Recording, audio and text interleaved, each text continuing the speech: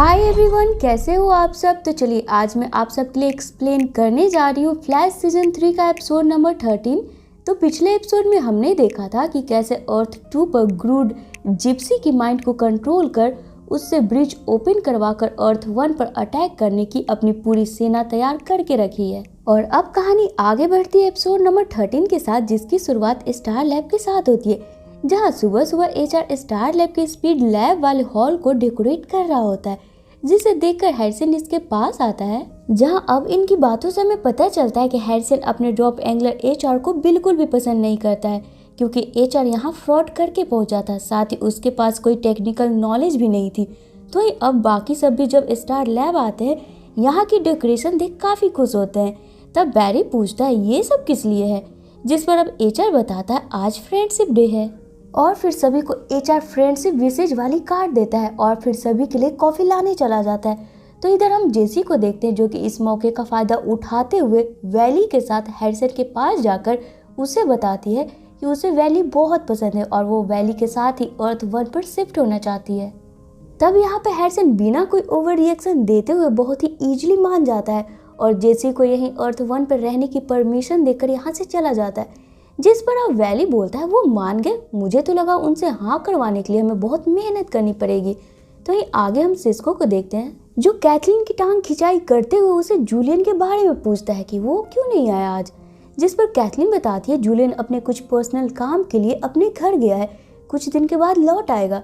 और फिर सिस्को से कैथलीन बोलती है तुम बताओ तुम्हारा क्या अपडेट है। जवाब में सिस्को बताता है मेरा अपडेट तो तुम्हें मालूम ही है, कोई मेरे साथ टिकती ही नहीं है। मेरे साथ पहले लीसा, फिर केनरा और अब ये जिप्सी। वैसे जिप्सी मुझे पसंद आई थी, देखो वो मुझसे वापस मिलने आती भी है या नहीं। कि तभी हम यहाँ जिप्सी को देखते हैं, जो कि ब्रिज ओपन करके यहाँ आती है और फिर आते ही सब पर अटैक करने लगती है।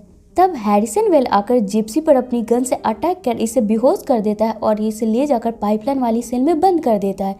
तो अब आगे जैसे ही जिप्सी को होश आता है, वो चिल्लाने लगती है कि उसे यहाँ पर बंद क्यों करा, जिस पर सिस्को बोलता है पहले तुम बताओ, हम तो पिछली बार दोस्त बन गए थे ना, फिर हम पर अटैक क्यों किया तुमने। तब यहाँ पर जिप्सी ऐसे रिएक्ट करती है जैसे उसे कुछ याद ही नहीं है और फिर इन लोगों को बताना शुरू करती है कि लास्ट टाइम मैं अर्थ 2 पर क्रिमिनल को पकड़ने गई थी, तब वो अफ्रीका जंगल की तरफ भागा था, तो मैं भी उसके पीछे गई थी। वहाँ मुझे एक बड़ा सा गोरिल्ला दिखा और उसके बाद मुझे कुछ याद नहीं है कि मैं यहाँ पर कैसे पहुंची। तब बैरी बोलता है इसका मतलब ये ग्रूट का काम है, अगर उसने जिप्सी को हमें मारने भेजा है इसका मतलब वो जिप्सी की मदद से अर्थ 1 पर भी पहुंच चुका है।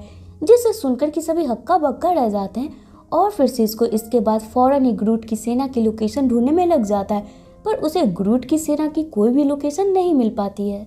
तो दूसरी तरफ हमें ग्रूट और उसकी सेना को दिखाया जाता है, जो कि फुल तैयारी के साथ जंगल से सेंट्रल सिटी की तरफ बढ़ रहे होते हैं। तो इधर बैरी आयरिस को बोलता है कि इस बारे में जोय को भी इन्फॉर्म कर दे, ताकि सीसीपीडी के ऑफिसर्स इस अटैक के लिए तैयार रहें।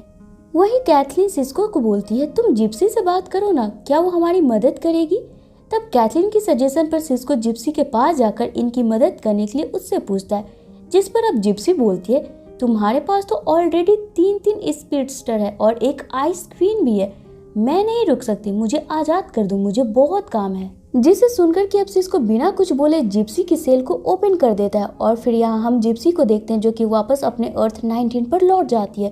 तो वहीं अब आगे हम डॉक्टर हैरिसन वेल को देखते हैं, जो कि वैली के साथ मिलकर सिस्को के लिए एक डिवाइस बना रहा होता है, जिसे पहनकर कि सिस्को फ्यूचर देखकर ये पता लगा पाएगा कि ग्रूट सिटी में किस जगह पर हमला करने वाला है। जहाँ बातों ही बातों में हैरिसन वैली को बताता है कि उसके पास बहुत ही कम दिन बचे हैं, इसके बाद जेसी का वो ख्याल रखे। वैसे तो वो अपने बचे दिन जेसी के साथ बिताना चाहता था, पर चूंकि जेसी यही अर्थ 1 पर रहने का मन बना चुकी है, तो उसकी खुशी के लिए मैं कुछ भी कर सकता हूँ। वहीं अब आगे ये डिवाइस कंप्लीट होते ही हम सिस्को को देखते हैं, जो कि इसे पहनकर ग्रूट के अटैक करने वाली जगह का पता लगा लेता है। जिसके बाद अब हम देखते हैं जो अपनी पूरी सीसीपीडी ऑफिसर्स के साथ पहले से ही उस जगह पर तैनात होता है जहाँ पर कि ग्रूट अटैक करने वाला होता है, जहाँ पर बैरी, जेसी और वैली भी होते हैं। तब हम देखते हैं यहाँ पर ग्रूट इन सब से भी एक कदम आगे है। वो इस जगह पर अटैक करने का कैंसिल कर जोय की माइंड को कंट्रोल कर बैरी को बोलता है तुम्हें क्या लगा तुम टाइम पर पहुंच गए? गलत, मैंने जानबूझकर ये लोकेशन तय किया क्योंकि मुझे मालूम था सिस्को मुझे वाइप जरूर करेगा और तुम सब जब यहाँ पर बिजी रहोगे मैं अपना रियल प्लान पूरा करूँगा। जहाँ अब आगे हम ग्रूट को देखते हैं जो कि सेंट्रल सिटी के न्यूक्लियर मिसाइल ट्रांसपोर्टेशन के जनरल को किडनैप कर लेता है।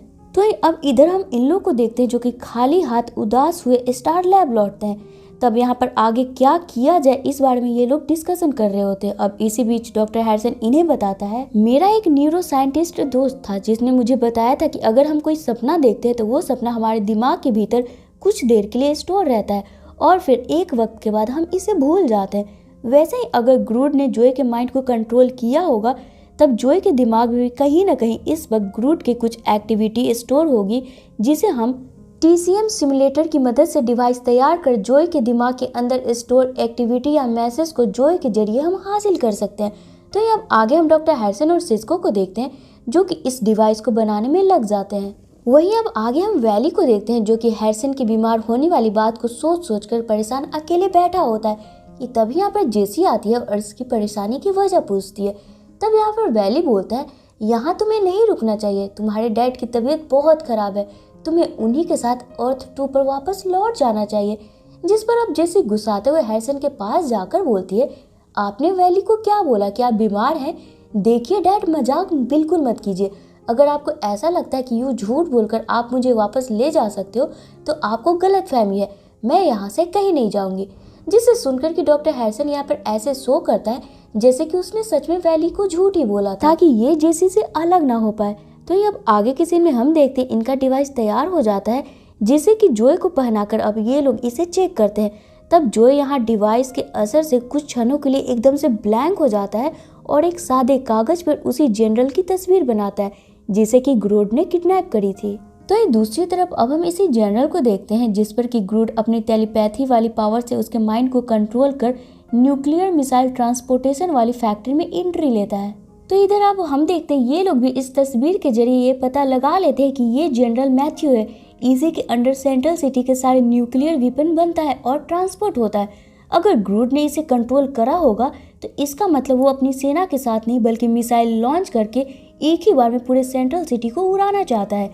अब यहाँ ये लोग अभी सारी चीज़ों को समझ ही रहे होते हैं कि तभी यहाँ हम देखते हैं इनके सिस्टम पे सिग्नल मिलता है कि एक मिसाइल सेंट्रल सिटी की तरफ लॉन्च कर दिया गया है जो कुछ ही क्षणों में यहाँ पर विस्फोट होने वाली है। जिसे सुन इसे रोकने के लिए अब बैरी फौरन मिसाइल लॉन्च होने वाली जगह पहुँचता है तो वो देखता है जनरल मैथ्यू वहीं पे बेहोश पड़ा है। तो ये अब आगे हम देखते हैं अपनी टीम के इंस्ट्रक्शन को फॉलो करते हुए बैरी अपने सुपर स्पीड से इस मिसाइल को डिफ्यूज कर देता है और फिर वापस स्टार लैब आकर सिस्को को फौरन ही अर्थ 19 पर जिप्सी को लाने भेजता है क्योंकि यहाँ बैरी को पहले से ये अंदेशा हो चला था कि कहीं ना कहीं जैसे ही मिसाइल को डिफ्यूज करेगा ग्रूट गुस्से में अपनी सेना के साथ ही सिटी में एंट्री कर जाएगा। तो ये दूसरी तरफ अब हम सिस्को को देखते हैं जो कि अर्थ 19 पे जाकर जिप्सी को अपने साथ चलने बोलता है। जहाँ पहले तो जिप्सी आने से मना कर देती है, फिर यहाँ सिस्को के बार बार बोलने पर उसके लिए वो यहाँ आने को तैयार हो जाती है। तो इधर अब हम ग्रूट को देखते हैं जो कि मिसाइल के डिफ्यूज होने की खबर सुनते ही गुस्से में अपनी सेना के साथ सेंट्रल सिटी में एंट्री लेता है, जहां पर कि पहले से ही हमारे तीनों स्पीडस्टर यानी कि बैरी, जेसी और वैली तीनों ही रेडी होते हैं। और अब आगे के सीन में हम ग्रूट की सेना और तीनों स्पीडस्टर को देखते हैं जो कि अब आमने सामने होते हैं, जहां इनके बीच अब एक फाइट शुरू हो जाती है। चूँकि यहाँ गोरिल्लाज की संख्या ज़्यादा थी, ये तीनों इन्हें रोक नहीं पा रहे होते हैं कि तभी यहाँ पर हम देखते हैं ब्रिज ओपन कर सिस्को और जिप्सी अपने साथ सोलोवार को अर्थ 2 के जेल से छुड़ाकर भी लेकर आ जाता है। अब जैसे यहाँ सोलोवार की नजर ग्रूट पे पड़ती है, वो गुस्से से पागल होकर ग्रूट को पटक पटक कर पीटना शुरू कर देता है, क्योंकि पिछले एपिसोड में हमने देखा था कि ग्रूट ने सोलोवार के साथ धोखा कर उसकी सेना पर कब्जा कर लिया था, जहाँ अब आखिरकार एक ऊंची बिल्डिंग से ग्रूट को नीचे फेंक कर सोलोवार उसे हरा देता है और फिर उसे जान से मारने लगता है। तब बैरी यहाँ सोलोवार को ग्रूट को मारने से रोक लेता है, ये बोलकर कि अब ये हमारी जिम्मेदारी है। जिसके बाद अब हम सोलोवार को देखते हैं जो यहाँ अपनी सेना के साथ वापस अर्थ 2 पर लौट जाता है। तो अब हम बैरी को देखते हैं जो कि ग्रूट को लाइला के टीम आर्गस के पास भेज देता है, जहाँ पर कि उसने शार्कमैन को भेजा था। और अब आगे की सीन हमें स्टार लैब में दिखाया जाता है, जहाँ की इस बार जिप्सी लौटते वक्त सिस्को को किस करके जाती है, जिस पर सिस्को बोलता है मुझे ये बेहद पसंद आई, मैं पक्का इसी से शादी करूंगा। और फिर यहाँ पर हम देखते डॉक्टर हैरिसन भी वापस अपने अर्थ 2 पर लौट जाता है। तो वहीं अब एपिसोड के आखिर में वैली और जेसी को देखते हैं जो कि साथ में मूवी देख रहे होते। तब जेसी यहाँ वैली को बर्गर लाने बोलती है। अब जैसे यहाँ पर वैली बर्गर लाने निकलता है, रास्ते में उसे सैविटार दिखता है और इसी के साथ ये एपिसोड यहीं पे खत्म हो जाती है। तो फ्रेंड्स, अगर आपको ये वीडियो पसंद आई है तो इस वीडियो को लाइक कर हमारे चैनल देसी बुक को ऑल बेल नोटिफिकेशन के साथ सब्सक्राइब कर ले, ताकि आपको मेरी वीडियोस की नोटिफिकेशन मिलती रहे और मुझे आपका सपोर्ट। तो चलिए फिर मिलते हैं अपने नेक्स्ट वीडियो में। Till then take care and bye bye.